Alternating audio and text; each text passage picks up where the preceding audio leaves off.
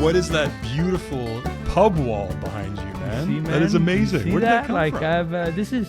Did you do construction? Did you do beer construction? I did some beer construction here the past couple of days, and the Beer Brackets pub Yeah, I can has see that. Morphed into this new Oh. cathedral/library. It's a beer cathedral. I freaking love it. That's amazing. This is perfect. This just adds to the epicness of this occasion. Welcome back, everybody, to the 4th annual Beer Bracket St. Patrick's Day celebration. This is our favorite time of year. Every year, this is so much fun. We always do amazingly fun episodes featuring Irish beers, talking about some fun Irish legends. And check out the suggested videos at the end for some cool videos on that. We have an awesome St. Patrick's Day playlist that you can check out too. And today, buddy, this one, talk about a long time coming. Right. We have in front of us here the non-alcoholic version of the Beer Bracket's ultimate beer and the almighty Guinness Draught, the Guinness Zero.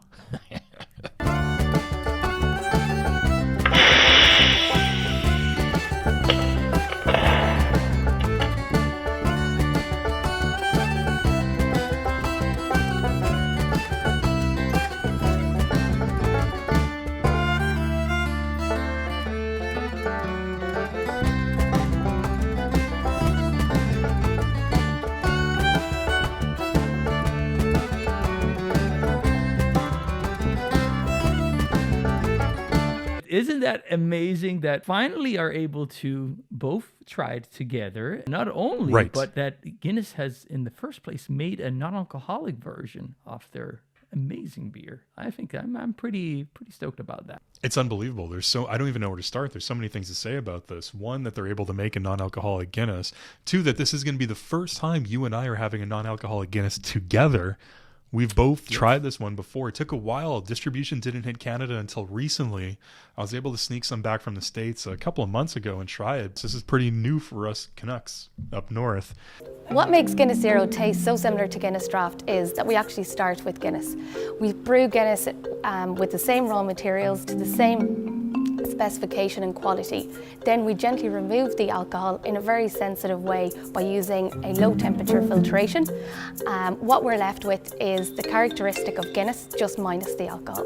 How is it going to stack up? Two diehard Guinness lovers like myself and Alessandro who met over a pint of Guinness in a Dublin pub, having a non-alcoholic Guinness for the first time together. Buddy,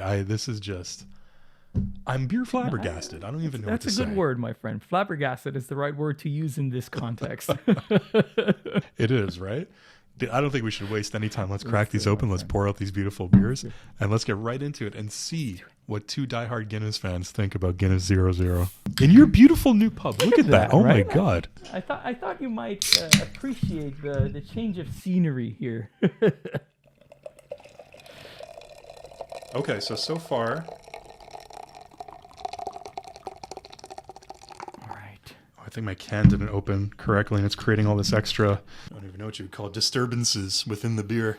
Ooh, smells is promising so far, my friend. I mean, just when I cracked it open, like it's close, I would say. Let's not get too excited. I think the smell and even the body, I mean, look at this. It is just as creamy looking. Look at that surge, the nice nitro surge in there. It looks the part. Nothing looks out of place here. Right? Looks pretty good. Yeah, I am dying to get into the glass, buddy. Aroma cheers. Aroma cheers. Aroma cheers, my friend. Let's see what we think, man. Yeah, well, wow. Something to keep in mind, right? So we're rating this like we did with the Heineken 00. We are not reviewing it in the same scale as regular alcoholic beers. We're reviewing it in the context of non-alcoholic beers. I don't know what you think, my friend, but I find it very close. I would say maybe the roastiness, if we're comparing it to regular Guinness, but I'm going to try not to do that. I'm just going to say... Well, that's the tough thing, right? Because, try not to do that. But at the same time, if you're going to be objectively reviewing a non-alcoholic version of a beer you really love, how can you not compare it? It's tough, but let's say two things. Like I find it very close on the aroma. Like I without getting into comparison, like it's as close as I can possibly think a beer can be to Guinness. Like, but as far as non-alcoholic beer goes, this I don't have to think about it too much. It's a 3-on-3 because it has all the aromas that I love: roastiness, light chocolate, deep, rich, like caramelized notes. I would drink this anytime. Like it says at the top there, pour and enjoy whenever, wherever. And like we've learned, it's important to read the instructions sometimes on those beers. Yeah. Oh my God. Like we learned with the bottled Guinness, right? Jeez, read your beer instructions, kids. Read it very carefully. As far as non-alcoholic beers go, this is by far the most delicious aroma I've ever smelled on any non-alcoholic beer. It is a 3-on-3 aroma. You get everything that you would get on a regular Guinness. It's a little bit lighter, of course. And there is a little hint of that. And I'm going to use this descriptor again, buddy, that tomato that I get. That like stewed tomato that I was talking about, I couldn't shut up about when we were talking about Heineken beer 0.0. That little something that non-alcoholic beers have. There's a little hint of that. Mm-hmm. It's amazing how much it recreates that roastiness. All right, buddy, it's time for a taste. Cheers, Cheers my friend. to you, my friend. Happy St. Patrick's Day. Patrick's Day to you.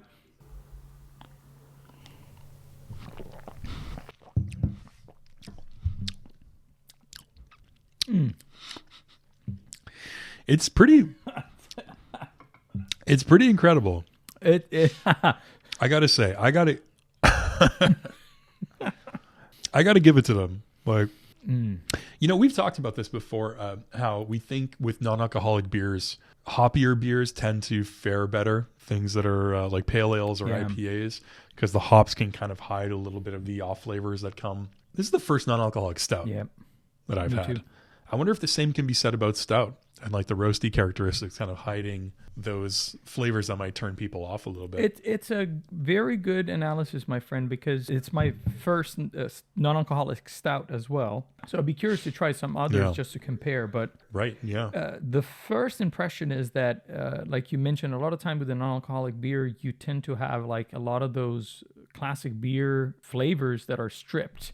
And they don't taste like it. Right. You get a hint of it, but it's almost like faint, and it fades like very quickly, and it transitions into something else. And you're like just thinking to yourself, okay, it's a non-alcoholic, it's all right. But really what you're thinking is, okay, I don't really like this. I'm just drinking it because I'm trying to drink an alcoholic beer.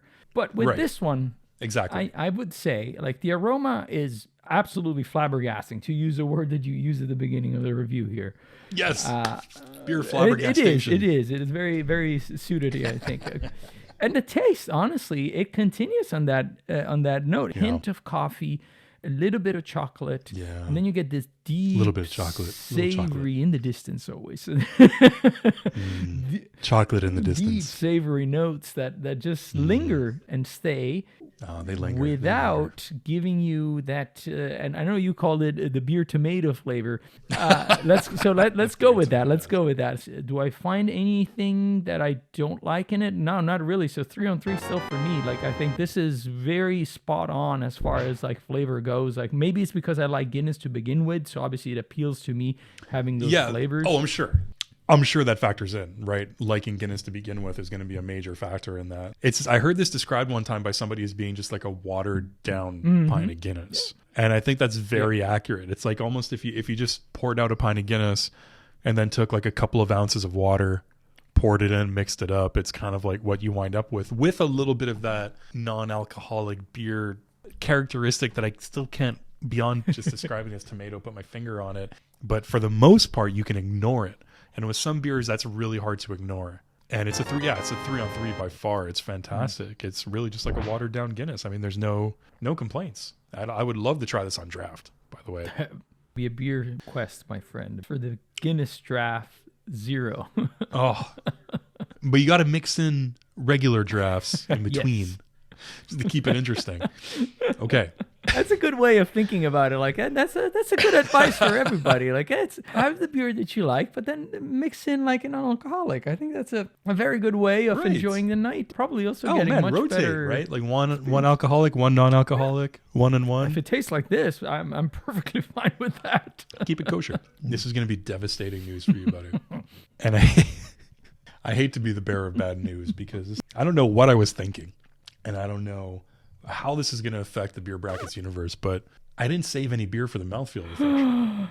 This has never happened. I got so excited pouring out my pint of Guinness that I just poured out the entire thing. You know what? I'll share the blame with you, my friend, because this change of scenery, the beer cathedral, like has created a shock. I was distracted by your beer cathedral. Okay. Oh, but you know what the best part of this is? Now that you have the beer cathedral set up completely, we can just directly pray to the beer gods and ask for forgiveness. We have direct access now. See. It was all meant to be, my friend, as always. Like I knew there was a reason why we need to make this happen for this episode. Wait. There might be a drop. Go. I might have enough. Oh, I got a drop. There you go. I got a few drops. All right, we're safe. I think we're safe. Cheers, my friend. The tradition is intact as far as I'm concerned. I'm sorry, beer gods. I pray to the beer cathedral. To the beer cathedral. Please forgive me. Mouthfeel cheers, my what friend. do you think? Traditions are important, kids. I don't know why I'm talking to the kids this episode. Probably because it's a non-alcoholic beer. That's right. We can safely talk to the beer children. We need to make sure that they understand for when they're growing up. Yes. Yeah. But may I say, my friend, before continuing here on the Mouthfeel, it is such a pleasure to be here in the beer pub together and trying this beer together for St. Patrick's Day. I think this is probably one of the main reasons why it's so amazing to do what we do, is like for these kind of moments. So I just wanted to take just a second to say that, and also to thank everybody that are, our viewers that have followed us for a long time, or new viewers. Like for this is really, really important to us. Like this atmosphere, this being together. This is what Beer Bracket is. Right. Oh God, I'm shedding a beer tear. I gotta say, it's yes, 100%. And I can't stress this. And you just put it beautifully. It's so eloquently, my friend. But I gotta say, again, we met over a pint of Guinness in Ireland. Guinness is so special to us. And to be able, it sounded like I was about to start to cry there. I was just sort of like, had a little bit of a burp. Tears. I was holding beer it. Tears, my friend. It sounded like I was just going to start bawling. It's just a burp. It's fine. It's the beer tears, my friend. It's very special. And for anybody who's watching and joining us, you're hanging out with us in the pub at the same time. It's a lot of fun. It's a lot of fun. Okay, buddy, what do you think of the Mouthfeel? So this is a tough one, and I'll tell you exactly why it's tough for me. Oh, boy. And I'm curious to hear your analysis after. With the Mouthfeel in particular, I think it's very hard not to make comparison to regular Guinness, because maybe because of the look, maybe because of everything and the experience. So in the head, like we all know and we all love the mouthfeel of Guinness. And let me say this very clearly. It's not the same. It's clearly, in my opinion, watered down. I think it's a good descriptor. Like, it feels thinner. However, we're judging it as a non-alcoholic beer. So if I'm thinking about all the non-alcoholic beers that I've had, is there anything that I've had that comes close to recreating something like this, that has like those fine creamy bubbles, those silky smooth feeling that just all the way through? I can't think of anything. So far, still a 3 on 3 for me. What do you think? All right. Once you give your mouthfeel score, we're officially halfway through the review, and so far we have a perfect beer. So I'm sounding. Is it the amber beer alert? I guess for non-alcoholic beer, it would still be NA amber beer alert. It's an NA amber beer alert. Yeah, and I'm sounding it right now. Sound that alert, because so far we have a perfect beer, and we've never. Obviously, it's the second one we reviewed. We've never had a perfect non-alcoholic beer. Imagine Guinness would be like. It's fitting. Remember, Conor McGregor was the champ. He had 2 belts. He had 2 championships at once. It'd be very fitting if an Irish beer Guinness was a double champion at beer brackets and had 2 perfect beer titles. The first time, 2 perfect beer rings on Guinness's fingers. That'd be something. It's definitely not the same as regular draft as its own thing as a non-alcoholic beer. Oh, this is tough. Because do you judge it as its own thing? It's hard to judge it as its own thing. We say it's watered down, so it's kind of, a little liquidy. Because I have to compare it to regular draft for the reason that I think as an NA beer, it does such an admirable job of coming close to recreating that. And I got to give it props. So I'm going to stick with a 3 just for that reason. So now finish, buddy. What do you think? Oh, man, this is getting tougher by the minute. I can start feeling the pressure here on this one. It starts off a little bit on the light side because that maybe has to Yeah. do with that thin element, the watered down element coming from the mouthfeel. It's understandable, like the alcohol is not there, so obviously there's a certain aspect of body that is missing to the beer. One thing that I will say it's remarkable is how from that, all of a sudden, like those flavors kind of like unpack and come back. So you start getting the roastiness, your coffee notes, a hint of chocolate in the distance always. All linger there. I will say, I get that, I call it vegetal note.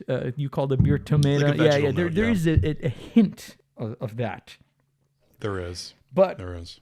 to be quite honest with you, I haven't found a non-alcoholic beer that does not have that. And this is so far one of the ones that has the least. Maybe because it's masked by the roastiness, by the coffee, by all those flavors. As a non-alcoholic beer, my friend, I gotta stick with a 3 because it's honestly like I would want to drink this. Like it's very good. Obviously, if you put it next to a Guinness, then we have a different talk. But we're talking non-alcoholic here. Oh. Now we're getting there, my friend. It's the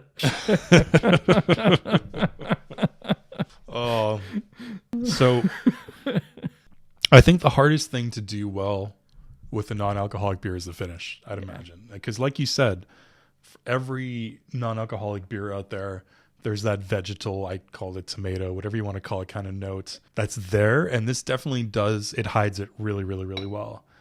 I have actually had a non-alcoholic beer that's hit it better than this before. And there's a brand called Partake that I've told you about that make a pale ale that I really, really enjoy that hides it almost completely. I hate to do it, buddy. I'm going to have to go with a 2.5. That's fair, man. That's fair. I'm going to have to break the perfect beer streak because as excited as I was about thinking about having like the double champ, the finish is the only thing about this beer that kind of fatigues me as I get to the end of it, because that vegetal note is it's not as strong as other beers, but it's still there and it builds up over time, maybe halfway through this, and it builds and it stays. And that's the only thing that stays. And I think I want to reserve a 3-on-3 finish for NA beers for a beer that completely that's a tough task. Cause like you said, there's a lot of beers out there that don't do it, but I'm going to wait for a beer that completely does it, or at least doesn't fatigue me by the end of it with that vegetal flavor. I need to apologize for being an accurate beer barometer, my friend. That's a duty. That's a duty. Thank you, my friend. Thank you. So as an overall beer experience on 3, what do you give Guinness 0? Obviously, like for me has been like so far has been like a good experience, and I will say again, like this is not my first time trying it. This is one of the beers that I tend to go back to when it comes to non-alcoholic beers for exactly those reasons. And I never really sat down like and broken it down, but like I did now. But it was fun to do it. I haven't had the chance to try it in a pub. This is something that we also talked about in the Heineken review, where we had like this conversation on the vegetal note. It's interesting how we have like a slightly different perception of that. Right. Yeah, it's true. And I think that that might play into part on this. And it might be that, you know, every person like tends to have like different sensitivity levels, like to different like flavor components. That's true. That's a good point. Yeah. But to me is like so far, and I haven't tried the one you're recommending, my friend, so I'll be very curious to try that one. So far, like it's probably one of my go-to non-alcoholic beers. So gotta give it a 3 because I don't find any flaws to me that when it comes to like non-alcoholic beers, like there's this and maybe another one that we might review at a certain point on the channel that I kind of go back to when I think about, I really crave a non-alcoholic beer. It's one of those two. Still, even though I had that slight criticism about the finish, it's still a 3-on-3 beer experience for me from the beginning to end. I mean, being able to crack a can of Guinness, a nitro widget can of Guinness like this, pour it out, see the surge, have that full Guinness experience, as close to the full Guinness experience as you could possibly imagine for being a non-alcoholic beer. All right, so calculating our final scores for Guinness 0. For myself, obviously, not a perfect beer. 4.83 on 5, which in our rating system comes out to an outstanding beer. For Alessandro, he obviously rated it as a perfect beer. So it's not a beer bracket's perfect beer, but it's an Alessandro perfect beer.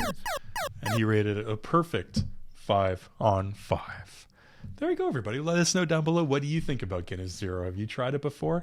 Or if you are in the UK, I'm assuming it's Guinness 00 for you, right, my friend? That's a little bit of an Easter egg on why here it says 0. Well, I was interested because like as you researching online, you'll find pictures of both. I was like curious, like is it the same beer? Obviously, it says here on the can that it's brewed in Ireland and etc. But the reason why it says 0 here on our can is because apparently in the US for sure, and I found out like here before the episode, also in Canada, the law requires that if it's not actually 0 but it's less than 0.5, you still can't state 0.0.